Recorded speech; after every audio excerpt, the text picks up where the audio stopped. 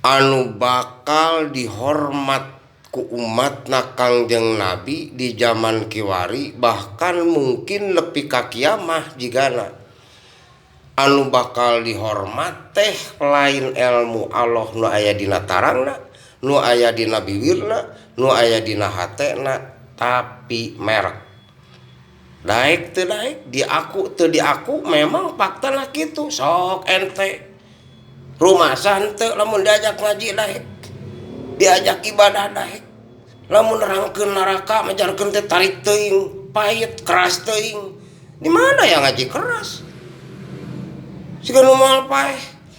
Tapi lamun anu ngajina mamawa merek, beunghar turun tina mobil mewah, lain ngahormat ilmuna ternyata, tapi ngahormat merekna.